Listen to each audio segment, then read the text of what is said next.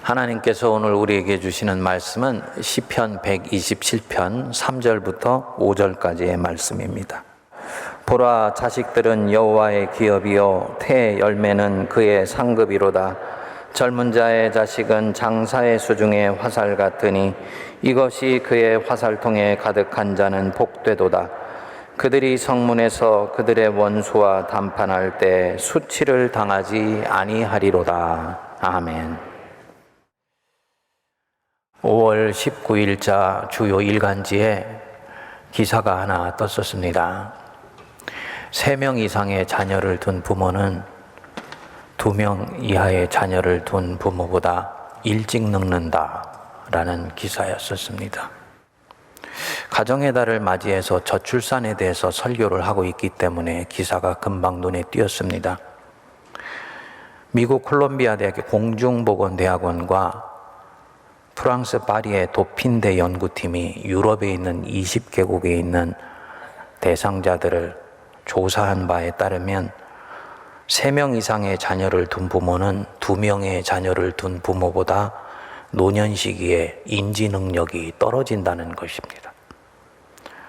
자녀를 많이 낳으면 상당한 경제적 비용이 들고 가족 소득이 감소해서 생활 수준이 저하되고 재정적 걱정과 불확실성을 야기할 수가 있다는 것입니다.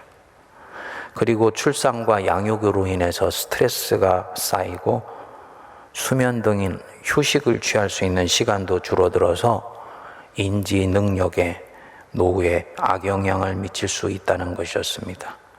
결론적으로 자녀 셋을 키우면 6.2년 정도는 노화가 앞당겨진다는 그런 보고였습니다.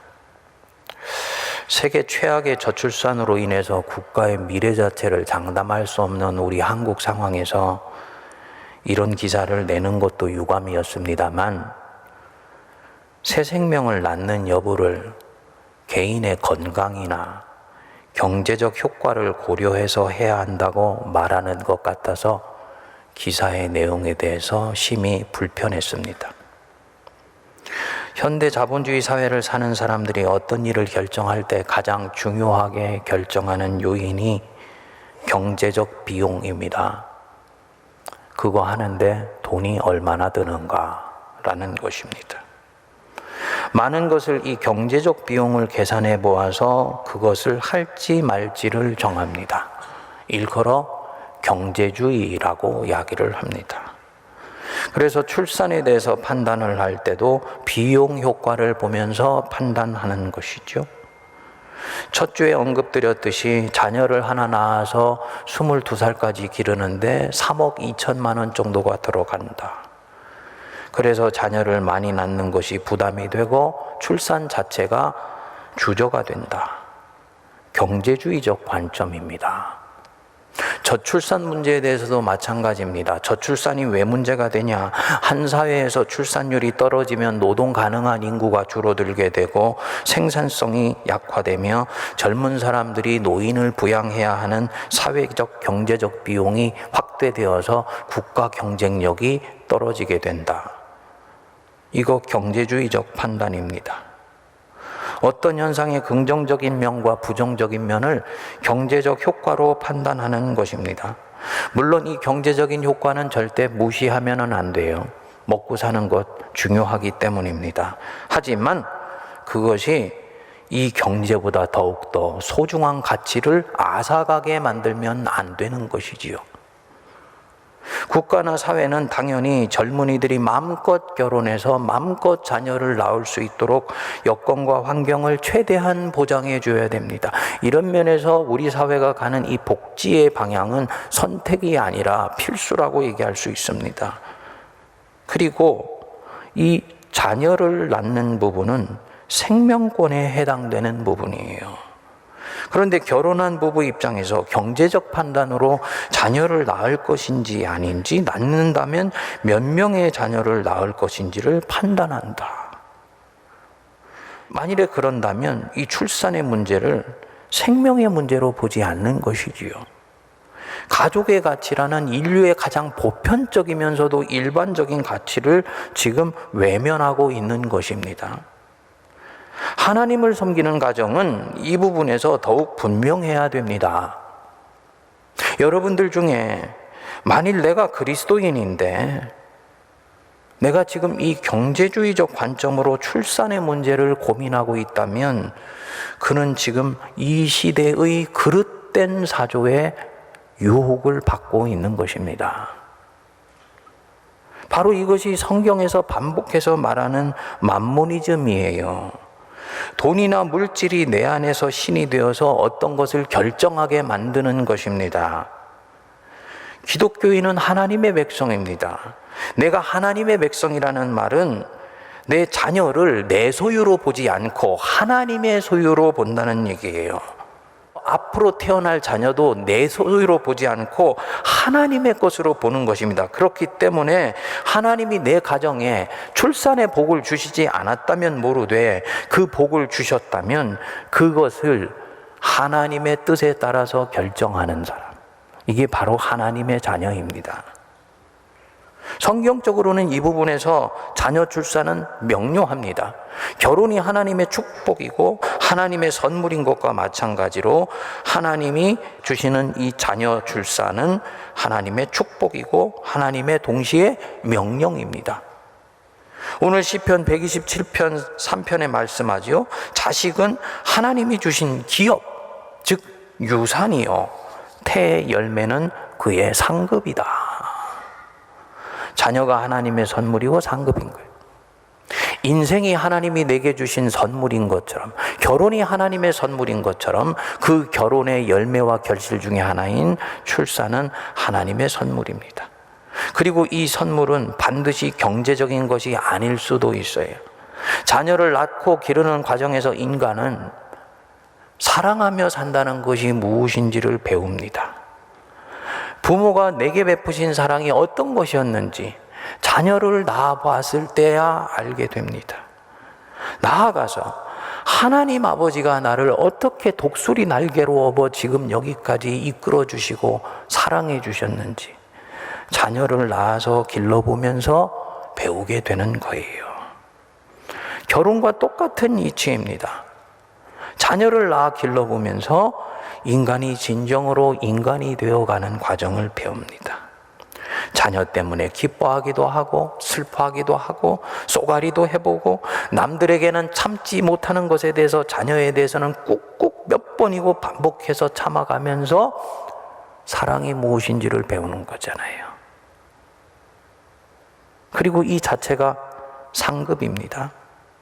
그런데 언제부턴가 우리 사회에서 22살까지 키우는데 들어가는 돈을 생각하면서 출산의 여부를 결정해요.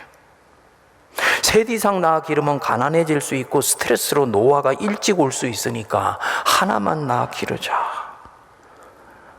이런 출산관이 어느 사이인가 우리 안에 슬며시 들어와서 이제는 이것이 마치 당연한 것이고 지혜로운 것처럼 여겨지게 되었습니다. 그런데 교회는 이것에 대해서 입술을 꾹 다물고 있습니다. 이것은 절대로 하나님 자녀가 가질 수 있는 출산관이 아닙니다. 만일에 내가 그런 출산관이나 양육관을 갖고 있다면 죄송하지만 나는 지금 이 부분에서 기독교적이지 않은 가치관을 갖고 있는 거예요. 젊은 부부들만 그런 것이 아니지요. 우리 자녀를 두고 손주를 보아야 되는 우리 어르신들, 내 자녀들이나 내 손주들에게 너희들 결혼해야 돼. 결혼 정말 소중한 거야. 자녀 낳아야 돼. 당당하게 얘기를 하십니까? 제가 들어보니까 안 한대요. 목사님이 이 말씀해 주셔서 너무너무 감사하다고 얘기를 하더라고요. 무엇을 얘기를 하는 것이냐? 어느 사이인가 우리 시대의 이 결혼과 이 출산에 대한 가치관이 지극히 물질주의적이고 만모니즘적인 사고에 의해서 결정이 되어가고 있다는 거죠. 이대로 놔두면 이 경향은 점점 강화되어 갈 것입니다. 이 부분에서 성도는 세상의 문화에서 배워야 될 부분들이 있지만 주님이 이 땅에 오시는 날까지 영원히 절대로 배우면 안 되는 문화가 있는 것입니다. 그래서 사도 바울이 너희는 이 세대를 본받지 말고 마음을 새롭게 함으로 변화를 받아야 된다라고 말씀한 것입니다. 이 부분에 있어서 성도는 이 시대의 그릇된 사유를 쫓아가면 안 됩니다. 주님이 자녀가 너희 삶의 기업이고 태의 열매는 그의 상급이다 말씀하시는 이유가 있습니다. 생육하고 번성하라고 말씀하시는 이유가 있어요. 모든 하나님의 명령은 옳은 것일 뿐만 아니라 우리에게 좋은 것이기 때문에 권하시고 있는 것입니다. 출애굽기 1장에 보면 애굽으로 내려간 야곱의 후손들의 삶을 추적하고 있죠. 야곱의 가족들 70명을 데리고 야곱이 애굽으로 들어갔습니다.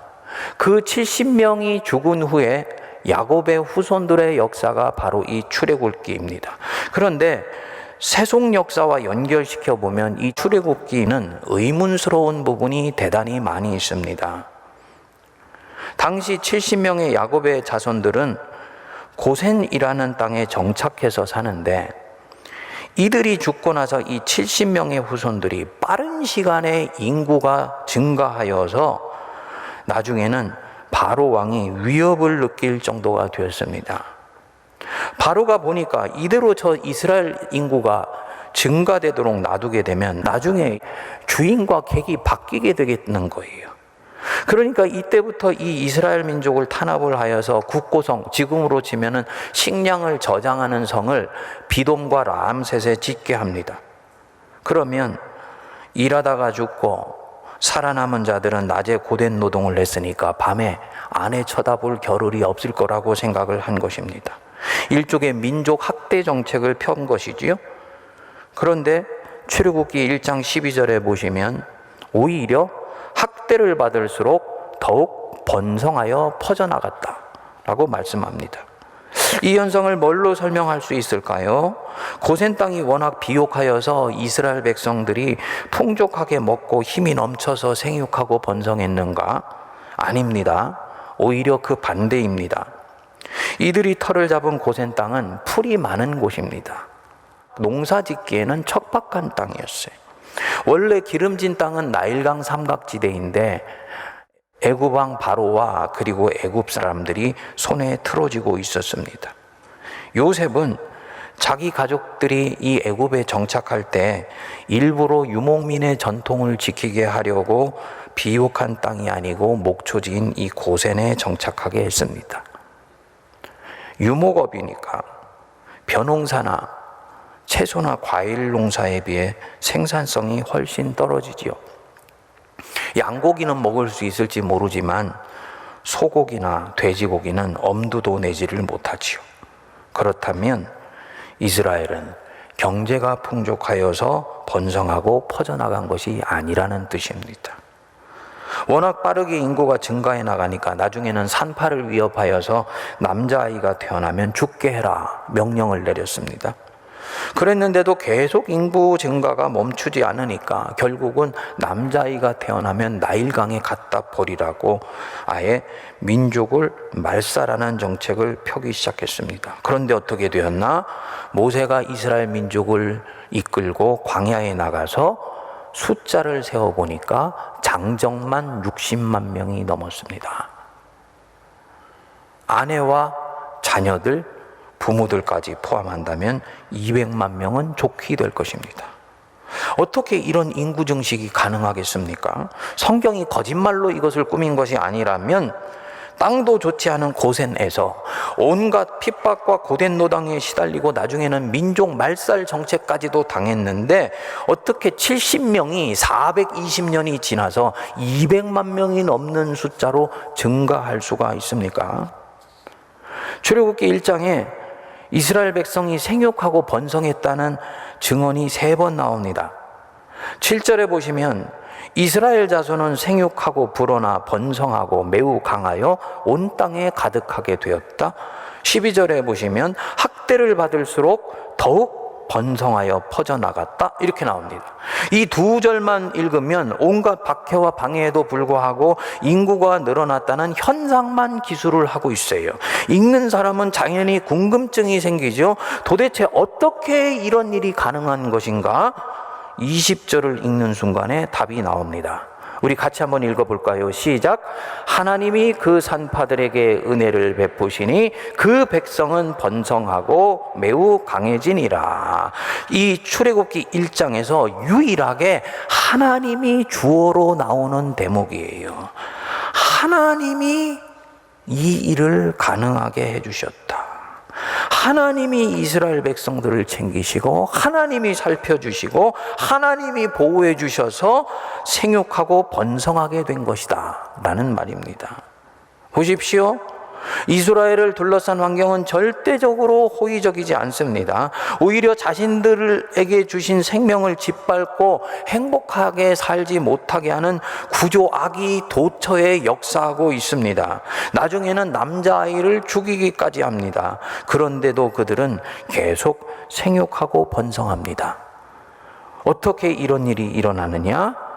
이 이스라엘이 하나님의 백성이기 때문이에요. 하나님이 직접 자기 백성들을 살피시고 돌보셨기 때문입니다. 그렇기 때문에 경제적으로는 열악하고 정치적으로는 핍박받고 사회적으로는 고립되어 있는데도 이들은 계속 번성해 나갑니다. 이 과정에서 이스라엘이 한 일을 보면 딱 두 가지입니다. 첫 번째로는 열심히 자녀를 낳아서 기릅니다. 그냥 낳는 것이 아니고 믿음으로 낳습니다. 생육하고 번성하라, 땅에 충만하라. 이것은 하나님의 명령일 뿐만 아니라 이 계명을 지켜 살면 하나님이 내 자녀들 키워주신다라는 믿음으로 낳고 그 자녀를 기른 거예요. 둘째로는 이 자녀들을 그냥 낳고 기른 것이 아니고 하나님의 자녀로 길렀습니다. 아직 율법은 주어지지 않았죠?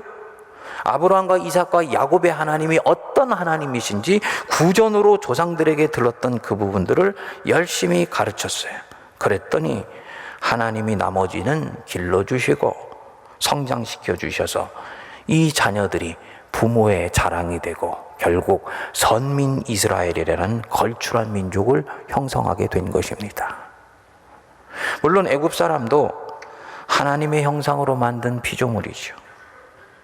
하나님은 하나님 믿지 않는 자들에게도 음지와 양지에 골고루 비를 뿌려 주십니다. 하지만 하나님이 선택하신 사람들, 그리고 그 선택받아서 여호와를 하나님으로 섬기는 바로 이 사람들에게는 하나님이 부어주시는 독특하면서도 특별한 은총이 있습니다. 일컬어 특별 은총이라고 얘기를 하는 것입니다. 이것은 손에 보이는 것이나 눈에 만져지는 것이 아니에요. 지나고 보면 하나님의 특별하신 인도하심이 지금 내 속에 머무르고 있으며 내 인생을 이끌어가고 있구나 라는 것을 확인할 수 있습니다. 이 특별 은총을 믿는 사람들에게 주시는 아주 아름다운 역사예요. 이 출애굽기 1장은 바로 이 특별 은총의 시각에서 보아야 해석이 됩니다. 하나님이 자기 백성에게 배타적으로 부어주시는 은총이 있다. 그 은총이 어떠한 열악한 환경과 상황 속에서도 하나님 백성으로 하여금 생육하고 번성하며 땅에 충만하도록 이끌어 가신다라는 것입니다. 이 특별 은총은 하나님과 하나님 백성의 관계가 언약 관계로 묶여져 있기 때문에 오는 것입니다. 저와 여러분들을 이끌어서 하나님 백성이라고 하지요. 그냥 백성이 아니고요, 언약 백성이라고 얘기를 해요. 나와 하나님이 함께 만나게 될 때 하나님과 나는 독특한 언약을 체결하게 돼요. 하나님 편에서는 내가 너를 택하였으니 지금부터 내가 너를 이끌 것이며 살필 것이며 돌볼 것이며 너를 선한 길로 이끌어갈 것이다 라고 약속하세요. 이 언약입니다. 이 언약을 받는 하나님의 백성은 그 이끄심과 보호해 주심에 감사하여서 하나님, 저는 세상 한복판에서 살되 하나님만을 내 인생의 주인으로 섬기고 살겠습니다.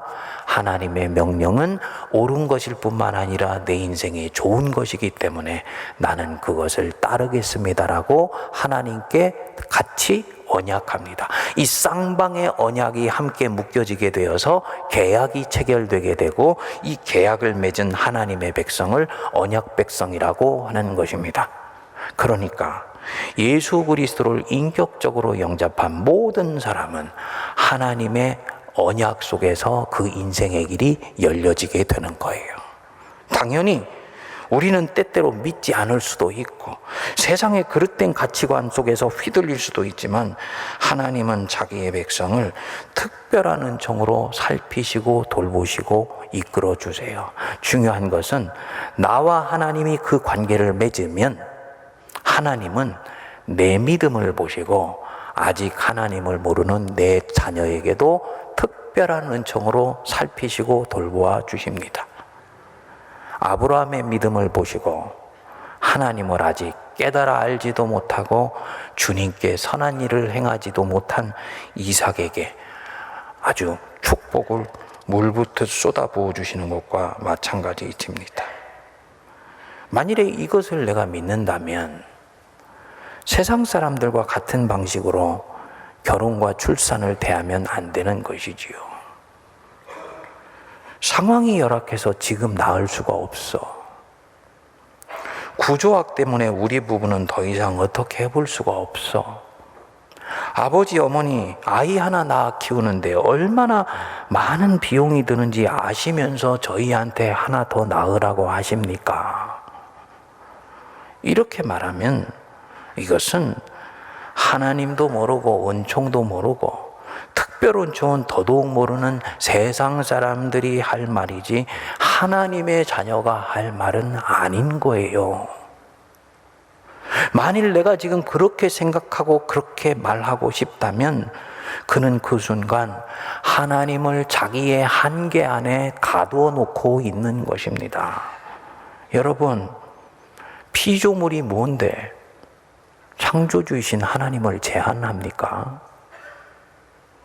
내가 뭐라고 감히 하나님이 내게 생육하고 번성하라고 말씀하시고 그 말씀 속에 이미 복을 넣어주셨는데 하나님을 이 세상의 경제주의나 자아실현이라는 인본주의 잣대 안에 제한해버리냐는 말입니다.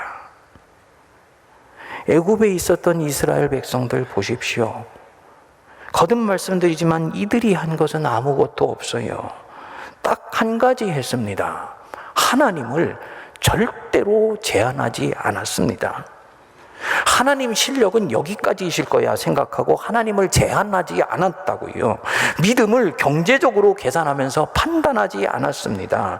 생육하고 번성하라 하시니 그것은 옳은 것일 뿐만 아니라 좋은 것이라고 믿고 단순하고 담백하게 순종했습니다. 그랬더니 하나님께서 나머지는 다 감당해 주셨습니다.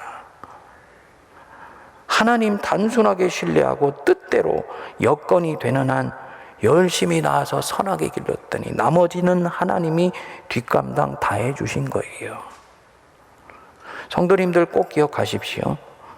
내가 하나님을 제한하면 그 사람은 자기 인생을 지금 제한하고 있는 것입니다. 하나님이 무한한 잠재력과 가능성으로 주신 이 인생을 하나님은 이 정도이실 거야 라고 생각하고 제한하고 있는 거예요. 이것은 출생에만 해당되는 것이 아니고 모든 선택과 결정의 상황에서 유효합니다. 세상살이에서 가장 하수가 돈으로 결정하는 사람입니다. 그것은 기업에서나 하는 것이지 세상을 사는 인생의 진리를 추구해 나가는 사람이 할 일이 아니에요. 신앙의 세계에서도 마찬가지입니다. 어떤 것을 결정하는데 돈과 가치가 충돌한다? 세상 사람들은 돈으로 결정하지만 그리스도인들은 가치를 따라갑니다. 이 부분은 명료하게 아멘 하실 수 있게 되기를 바랍니다. 이게 하나님의 나라를 살아가는 사람들의 삶의 우선순위예요. 그 가치를 보고 숨은 가치를 보고 정해요. 그래서 돈은 필요하다면 기꺼이 내어놓습니다. 있어서 그렇게 하지 않아요. 없어도 해요. 이유가 뭐냐? 내 아버지가 부자인 것을 나는 믿기 때문입니다. 여러분, 이때는요 하늘아버지의 아빠 찬스를 믿으셔도 됩니다. 세상 아버지의 아빠 찬스는 공정하지 않기 때문에 함부로 쓰면 안 되는 것이지만 하늘 아버지의 아빠 찬스는 무한히 열려 있는 것입니다. 밭에 감추인 보화를 얻기 위해 가진 소유를 다 파는 것과 마찬가지이지요. 그 보화가 어떤 가치를 가지고 있는지 그 사람이 압니까? 모르지요. 그런데도 가진 소유를 다 팔아서 그것을 사요. 왜냐? 그 보화는 돈으로 환산할 수 없는 어마어마한 가치를 갖고 있는 것이기 때문입니다. 얘들아, 하나님의 나라는 그렇게 너희들 인생 속에서 사는 것이야. 이게 기독교적인 삶이고 믿음으로 사는 삶입니다. 사는 이치가 이러한데 하물며 내게 나을 능력을 주시지 않았다면 모를까. 능력 주셨는데 그것을 경제적인 것으로 판단하다니요. 어느 순간부터인가 사람이 사랑하는 사람과 만나서 그 사랑하는 사람 사이에 나와 똑 닮은 자녀를 낳는데 돈이 얼마가 들어갈까를 보고 이것을 결정했단 말입니까? 이건 만모니즘을 따라가는 거예요. 하나님의 능력, 하나님의 특별하신 은총이 내 인생 속에 있다는 것을 내가 불신하는 것입니다. 사실은 저도 이 하나님을 불신했었던 적이 있습니다. 아시는지 모르겠습니다만 저는 자녀가 셋입니다. 제 또래 나이 때는 둘이 정석이었어요. 둘만 낳아 잘 기르자. 이것은 그야말로 철칙이었습니다. 돌이켜보니까 1960년대 합계 출산율이 6.0이었던 나라가 60년이 채 안 돼서 1.0이 안 되는 나라가 된 데는 이 둘만 낳아 잘 기르자라는 바로 이 슬로건이 결정적인 역할을 했더라고요. 산업화와 민주화가 되면 자연히 출산율은 떨어지게 되어 있는데 그것을 예측하지 못하고 산하 제한 정책을 펴고 이것에 국민 전체가 동조한 것입니다. 저도 별 생각 없이 둘만 낳아서 잘 기르려고 했어요. 그런데 하나님이 덜컥 셋째를 주신 것입니다. 처음에는 얼마나 걱정을 많이 했는지 몰라요. 전도사가 쥐꼬리만한 사례비에 사역하기도 바쁜데 셋째까지 지금 아내가 가졌다고 하니 이거 어떻게 하냐. 미국 유학까지 가기로 되어 있는데 걱정이 더 되더라고요. 오죽하면 걷어가 달라고 기도 아닌 기도가 나왔습니다. 하나님, 생명의 주관자가 하나님 아니십니까? 저희는 어떻게 할 수 없으니까 하나님이 좀 이 셋째 걷어가 주시면 안 됩니까? 기도 아닌 기도를 했습니다. 그런데 하나님이 저희 이 부부의 말도 안 되는 기도가 워낙 진지한 것을 아셨는지 어느 날 요한복음 말씀을 읽는데 말씀 속에서 확신을 주시더라고요. 너희는 마음에 근심하지 말라. 아버지를 믿으니 또 나를 믿어라. 내 아버지 집에 거할 곳이 많도다. 근데 이 집이요, 딱 내 가정이라는 확신이 든 거예요. 그 말씀을 읽는데 가슴에 불이 당겨지면서 셋째 생각하면서 가졌던 마음의 어두운 방이 환하게 밝아왔습니다. 아, 섭리하심이 있는 생명이구나. 우리 가정에 축복으로 주신 특별한 선물이구나. 그날 이후로 태중에 있는 아이를 아멘으로 받아들였습니다. 우리 셋째가 엄마 뱃속에서 6주째에 있는 때였습니다. 태어났는데 얼마나 이쁘고 귀여운 딸인지 몰라요.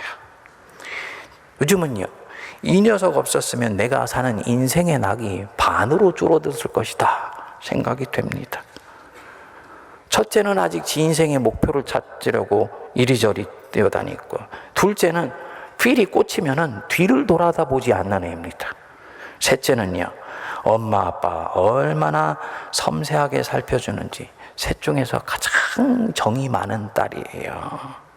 감사한 것은 실제로 이 녀석이 우리 가정의 축복이었어요. 셋째가 태어나기 시작하면서 경제적으로도 조금씩 하나님이 풀어나가게 해주시더라고요. 이 셋째를 통해서 하나님께 제가 또 하나 배운 것이 있었던 것이지요. 하나님을 절대로 내 한계 안에 제한해 두면 안 되는 것이구나. 하나님은 당신 자녀의 가정을 선하게 이끌어 가시는구나.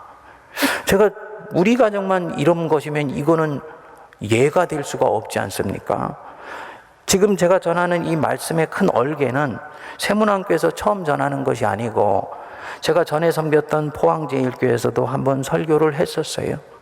근데 이번에 설교를 준비하면서 그때 포항제일교회에서 설교를 했을 때 30, 40대 젊은이들이 굉장히 뜨겁게 반응을 했었습니다. 그 중에 한 젊은 부부가 나오면서 저한테 고백을 하더라고요. 목사님, 저희 집에 자녀가 목사님 아시는 대로 둘인데 나하고 우리 아내하고 셋째를 낳을지 말지에 대해서 고민을 했었는데 이번에 목사님 설교를 들으면서 우리가 믿음으로 셋째를 낳기로 결정했습니다 라고 얘기를 하더라고요. 그리고 그 아이를 갖는 것을 보고 서울로 올라와서 출산했다는 얘기까지는 들었어요. 근데 말씀을 준비하다 보니까 5년이 지난 지금 그 아이가 어떻게 됐을까 궁금하더라고요.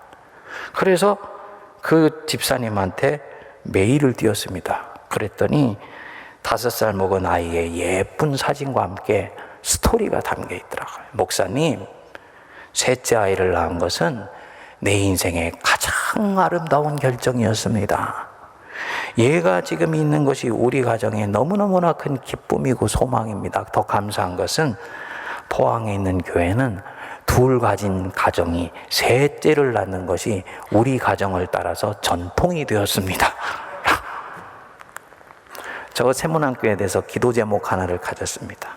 하나님, 우리 세문안교회는 자녀 셋을 갖는 것이 우리 교회의 전통이 되게 해 주십시오. 웃으시기만 하시네? 아멘은 없으세요? 여러분, 둘은 꼭 낳으셔야 돼요.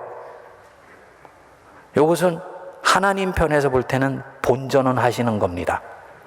셋은 낳아야지 주님 편에서 봤을 때는 이득이 되시는 거예요. 예, 아멘입니다. 생각해 보십시오. 어떤 분들은 낳고 싶어도 낳지 못해서 속상해합니다. 일부 예배를 마치고 한 젊은 부부가 왔어요. 저한테 귓속말로 얘기하더래요. 목사님, 시험관 아기를 할까 말까 고민을 했습니다. 비용도 들고요. 근데 목사님 어머님 설교를 들으면서 우리 부부 시험관 아기 시도해 보기로 했습니다. 너무너무나 귀하면서도 마음이 짠한 거예요. 낳지 못해서 이런저런 어려움들을 겪는데 낳을 수 있는데도 왜 안 낳습니까? 왜 하나님의 능력을 제한합니까? 거기다가 지금은 자녀를 낳으면 다양한 혜택들이 있더라고요. 제가 자녀 셋 낳았을 때는 국가에서 어떤 혜택도 받지를 못했어요. 물론 그런 거 잘 찾아서 먹는 재주도 없습니다만 앞으로는 점점 국가가 이 다 자녀 가정에 주는 혜택이 클 것입니다.